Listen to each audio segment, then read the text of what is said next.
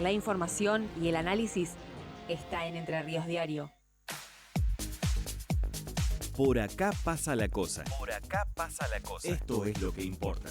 Lo que pasó y lo que viene. Títulos en Malos Perdedores. Amigas y amigas, amigos y amigos, estamos en Malos Perdedores. Amiguis.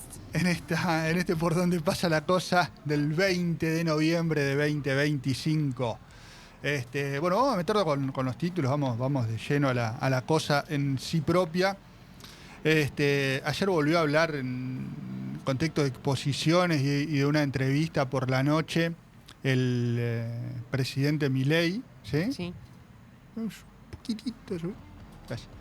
El presidente Milei por la noche en la entrevista tradicional que le hace Gabriel Anhelo en Radio Mitre y la otra exposición fue en un foro. En ese contexto, varias cosas. Una, habló sobre el socialismo. El socialismo hace infeliz a la gente. Este es un verso que había traído a la opinión pública argentina, por lo menos. No es nuevo en el mundo, para la opinión pública argentina. Agustín Laje, en base a una encuesta, un supuesto estudio científico, que dice que que las personas de derechas tienden a ser más felices, en tanto que las personas de izquierda tienden a ser más infelices. Que es una lectura un poco sanguanga de... Llana. Llana. De una encuesta, digamos, de una encuesta. Del mismo modo que dice que, de las personas de izquierda, ese mismo análisis, o qué sé yo, que difundió Laje, Agustín Laje, dice que las personas de izquierda tienden a tener más problemas mentales que las personas de derecha, como más depresión y lo demás.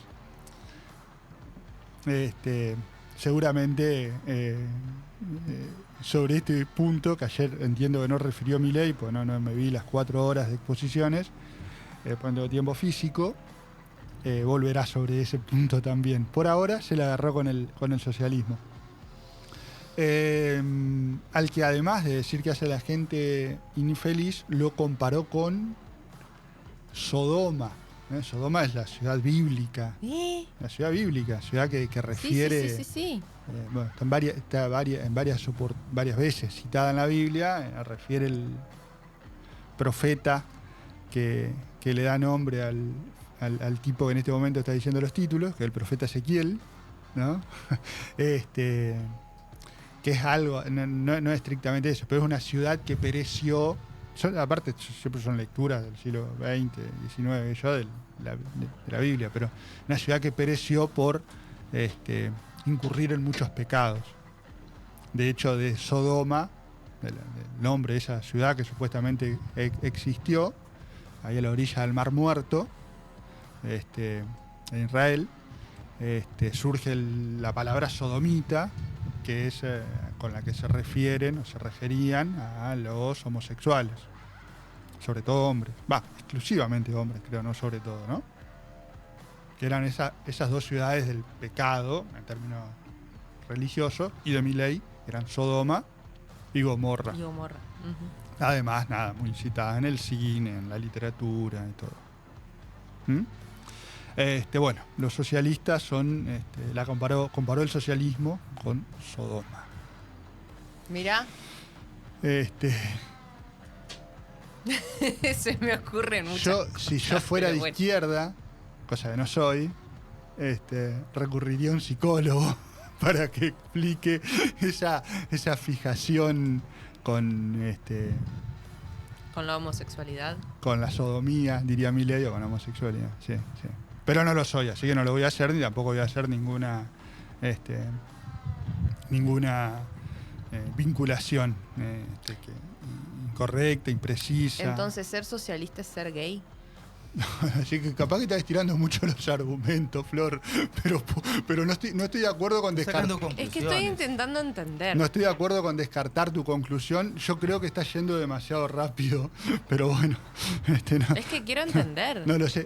Perdón, Chino, ¿puedo cambiarte la ficha del track 1 si lo tenemos ya bajado? lo escuchamos, el pedacito este. ¿En serio? Sí, necesito sí. entender. A ver, si lo tenemos en un ratito, lo metemos en función de que fue de eso. Además avisó Milei, ya no me acuerdo si fue en esa conferencia o en una entrevista posterior con Anhelo, que tiene 600.000 decretos preparados. No 600 ni 60, escribí bien y leo bien. 600.000 decretos preparados, de los cuales... No es una exageración. De los cuales solo están identificados, digitalizados 70.000. ¿Ok? Esto en función de que también nos contó que va a acelerar su programa de reformas. Abróchense los cinturones. Dijo eso también. Menem había dicho, metió, no sé, 100 reformas, creo que dice. Nosotros, yo, Milei, los libertarios, ya vamos, no sé, no me acuerdo, no lo dije, 100.000, no me acuerdo dónde. Una locura. Dijo que le ganó a Menem. Que superó amplísimamente. ¿Lo tenemos o escuchamos el fragmentito ese? Dale, para vos estrictamente, Flor. Lo único que traen esas ideas es atraso, todo lo que implica en términos de valores. De hecho, las sociedades que son más socialistas son menos felices, porque básicamente abrazan la idea de la envidia, el odio, el resentimiento, el robo, digamos, el trato desigual frente a la ley. Nada bueno de eso puede salir. De hecho, eso era Sodoma, y Sodoma terminó destruida. Terminó destruida por castigo de Dios, por incurrir, se dice incurrir, en todos esos pecados. En los vicios. Los vicios son pecados, ¿no? Claro. Sí, que son esos que cita. Porque de hecho ahí pecados capitales. El parrafito ese, ¿no? Parágrafo ese de la Biblia que refería, no me acuerdo el número, lo cita, lo describe, digamos. Así que ahí está, sodomitas, infelices. Inmorales. Infelices, inmorales, injustos. Puedo seguir. Pero, dale. Gays. No. Eso sí, inmorales, en la lectura no, sí. Dije inmorales, inciviles, injustos. Bueno, después escuchamos y repasamos el resto, si quieren, no quiero extenderme tanto infieles. En esta parte de los títulos con estos fragmentos, pero bueno, fue lo que sucedió en lo que fue de las distintas participaciones de ayer. Además, por estas horas oficializó cambios estructurales en el gabinete, ¿sí? Epa. En el gabinete de ministros, sí, pero que tienen que ver con reasignándole competencias al Ministerio de Interior, ¿sí? Que era ahí la complicación que tuvieron, ¿te acordás? Con Santilli y compañía. Cuando lo designan ministro de Interior le sacan algunas competencias. Eso por un lado. Por otro lado, dijo Milei, dijo el presidente, y me voy a la legislatura. En el Senado, Lorena Villaverde, senadora rionegrina, hubo dictamen de mayoría contra su pliego. De todos modos, se sabe que su suerte la va a definir el recinto, ¿sí? El 28, la semana que viene. ¿Cuál es el punto que se le objeta? Estar vinculada con el caso de Fred Machado, el narco que terminó haciendo que José Luis Espert no sea candidato, por lo cual renunció. Respecto a la muerte de Gabriel Guzmán, lo decíamos, declararon no culpables a los policías y el juez dictó la absolución. El jurado llegó a un acuerdo, acá esto es lo que no entendíamos, o yo no entendía, a un acuerdo de unanimidad y se declaró la no culpabilidad de los policías Íbalo y Molina. Que no es lo mismo que decir inocente. Exacto. Y que por todo este debate también, que es una cuestión jurídica, aparece esta etiqueta o carátula de no culpables. Lo que explicaba el abogado querellante al respecto, José Iparraguirre, es que por la característica del juicio por jurado no se puede insistir Claro, no podés volver a juzgar. Es un fallo que queda estable. Ujú. Hay una que me quedó de la justicia también, presión domiciliaria, podemos titular, en función de que ayer la justicia le puso restricciones a la prisión domiciliaria de Cristina Fernández de Kirchner. Sí. Ella dijo que es porque empezó a hablar de economía. Lo cierto también es que me parece, ¿no? Lo que me parece a mí es que se le iba la mano con las visitas, porque vos no podés tener tanta bulla en la prisión domiciliaria. Si bien parece que es algo de uso y costumbre de las prisiones domiciliarias o de las domiciliarias, da la impresión de que no está bien. Aparte, la ley marca esas restricciones. Pero aparte era una foto mordida. ¿Cuánta gente está ahí? Sí, era... Community, fotógrafo. Claro, no sé, a mí me parecía mucho, pero a mí, no sé. ¿Cuánta gente hay adentro? Dale, 2 cortitas más. El presupuesto provincial obtuvo media sanción en diputados. Sí. Unanimidad, pero unanimidad en general, pero no votó la oposición, el peronismo, el endeudamiento. Un poco lo que nos había anticipado el diputado Bailo, ¿no? Ayer a la mañana. Antes de la sesión, nos vamos a meter también con mucho de la agenda del fin de semana largo en Paraná. También nos vamos a meter en la agenda del FISER, ¿sí? La agenda del Festival de Cine, Sí. Internacional de Cine de Entre Ríos. Se viene. Sí. Si no está colgando afiches o rebobinando cintas, vamos a hablar con el director en un rato. Luego me dijo, estoy a full. Y sí, Llámenme, claro. pero estoy rebobinando las cintas del videotape. Eduardo Crespo, Sí, Eduardo. cineasta crespense. Sí, Genio. totalmente. Es verdad.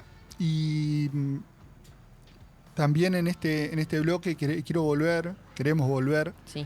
Un tema que presentamos el otro día en función de una nota de página judicial que escribió Juan Cruz Varela, pero no queríamos cerrar la semana en función de que hoy es el último programa de la semana, sin tener una ampliación de del tema, y para ello vamos a saludar a Juan Cruz Varela. ¿Cómo estás? Buen día.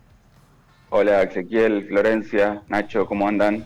Buen día para todos. Bueno, muy tal? bien. Y queríamos que nos des algún párrafo más, alguna explicación de la nota que publicaste, creo que hace 2 días, si no me equivoco,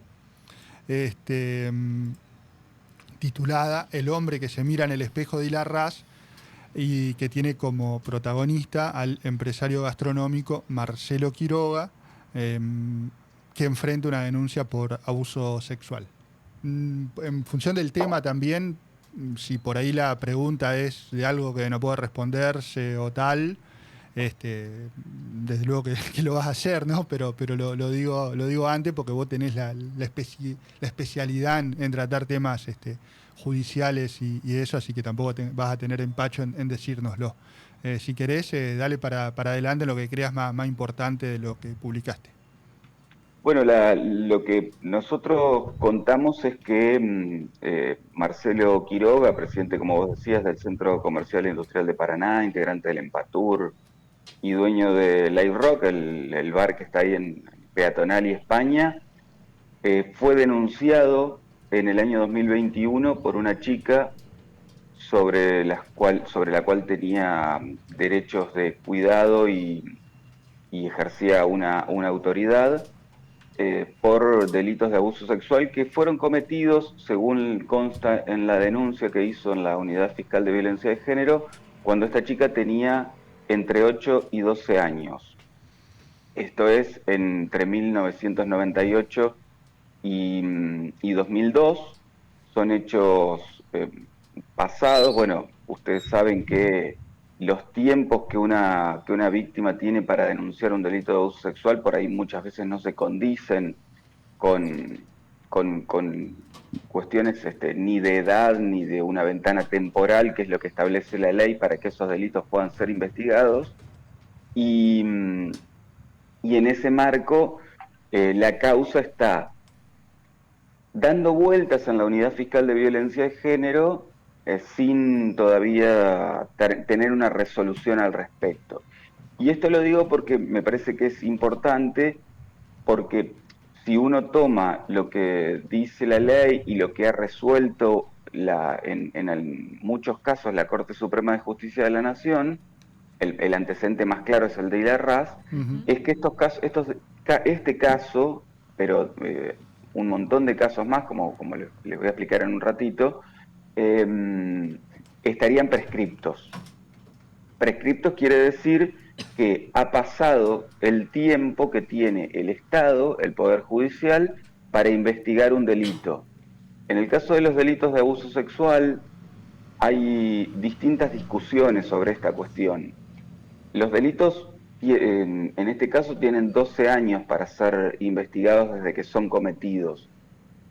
Después hubo modificaciones a la ley, esos plazos se corrieron, primero se corrió y empezó a contarse a partir de que la víctima cumple 18 años, y después hubo una nueva modificación de la ley que me parece muy interesante de remarcar y de destacar, que fue impulsada por la entonces senadora Sigrid Kunat, que lo que dice es, la ley se llama la ley de tiempos de respeto el respeto de los tiempos de la víctima, que lo que establece es que una víctima no denuncia cuando quiere, no denuncia inmediatamente de que ocurrieron los hechos, sobre todo una víctima de abuso sexual infantil, sino que lo hace cuando puede. Y entonces los plazos de prescripción empiezan a correr a partir de que se formule esa denuncia.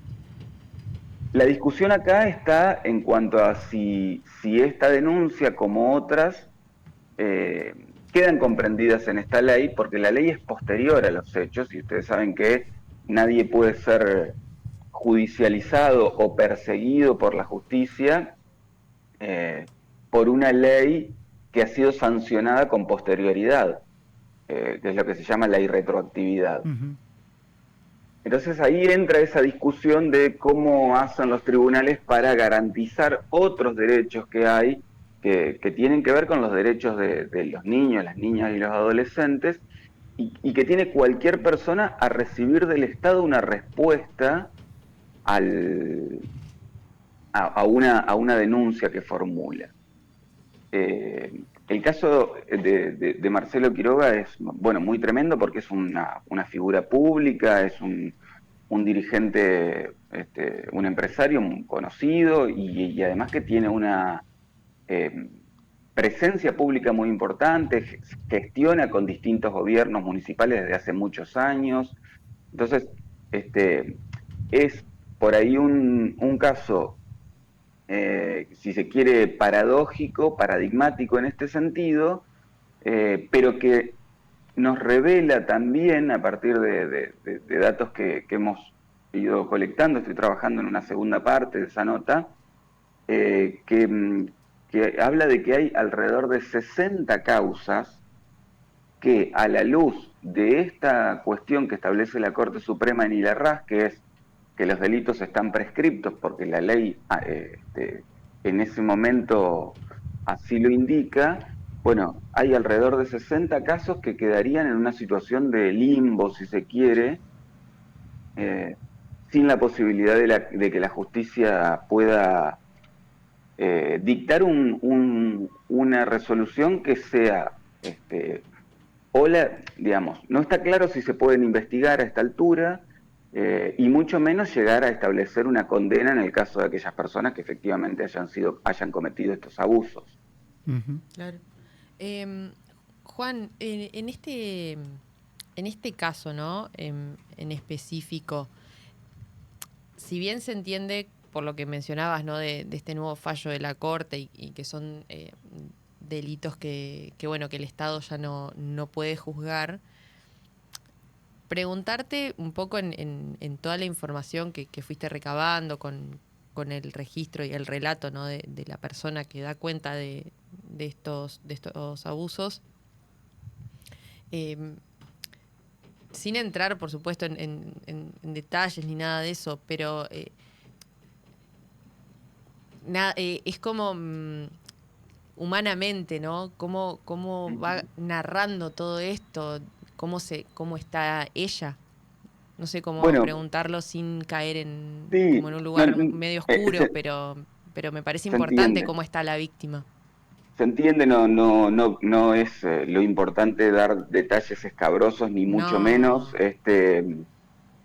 Ustedes saben que los delitos de abuso sexual infantil generan un impacto muy fuerte en las personas que lo sufren, y cuando uno asiste al testimonio de esta chica, que hoy tiene 30 y pico de años, advierte todavía esas situaciones de miedo, de dolor, de angustia, que la han atravesado durante toda su vida.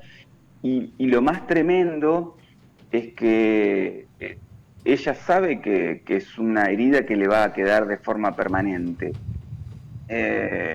Hoy ella está, bueno, transitando el proceso, está acompañada. Insisto, a mí me parece importante decir esto. La denuncia tiene 4 años, no había trascendido, ella no la había hecho pública en ningún momento. Me parece que eso es importante porque no hay acá una especulación de la víctima respecto de, no sé, escrachar o denunciar, como muchas veces ocurre en redes sociales, sino que acá hay una decisión que le costó mucho tomar a la víctima, que es primero asumirse como víctima de abuso sexual infantil, después poder trabajarlo en terapia, después blanqueárselo a su familia y en última instancia llegar a la justicia. Y eso, por supuesto, que es un proceso muy doloroso, que tiene altibajos en el estado psíquico de cualquier persona, y que bueno, ella lo está transitando de la manera que se puede, ¿no? En el medio ha habido situaciones complicadas con esta persona, con Quiroga, que en su momento tuvo medidas de restricción cuando la denuncia se formuló, después esas medidas cesaron, pero, insisto, al no haber de parte de la justicia una decisión concreta de qué hacer con estas situaciones cuando estamos ante casos que no pueden ser perseguidos, bueno, genera también una sensación de injusticia de parte de las víctimas y una sensación de desamparo. Por eso yo hacía hincapié en que estamos ante un caso puntual que es impactante por la figura de la que se pública, trata, claro. pero hay detrás de esto un montón de víctimas que no tienen la visibilidad o de victimarios que no tienen la visibilidad de Quiroga, y que también están atravesando la misma situación. Entonces, a mí me parece que hay una discusión en ese marco en el Poder Judicial que yo creo que es muy interesante, es bastante técnica, pero es muy interesante, la voy a tratar de resumir.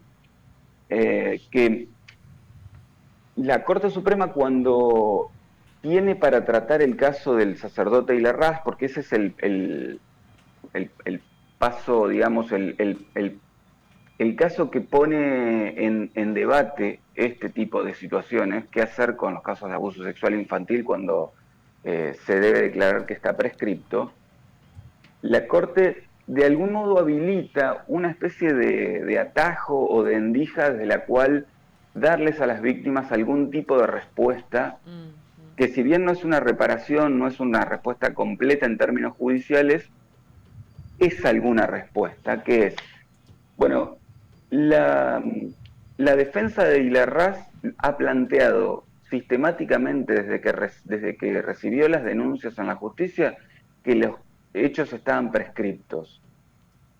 Y sistemáticamente los tribunales, y después lo terminó ratificando la Corte Suprema, estos delitos deben ser investigados y en última instancia veremos si esto está prescripto. Esto porque el atajo que encuentran es la prescripción que se plantea en las instancias intermedias, es decir, previo al juicio oral y público, oral no público, no son sentencias definitivas y la Corte no analiza sentencias o resoluciones intermedias. Claro.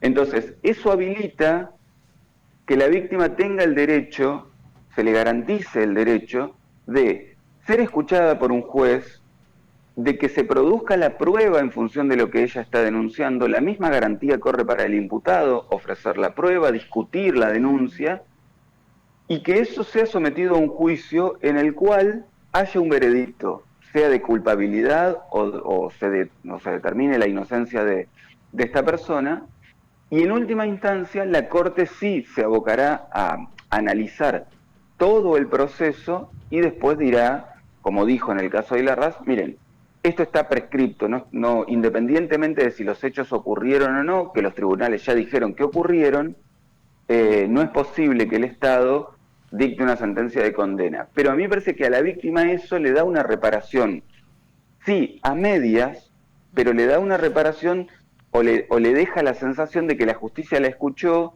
de que los hechos que ella denunció Eran quedaron reales, probados, claro. eran verdad, recibe esa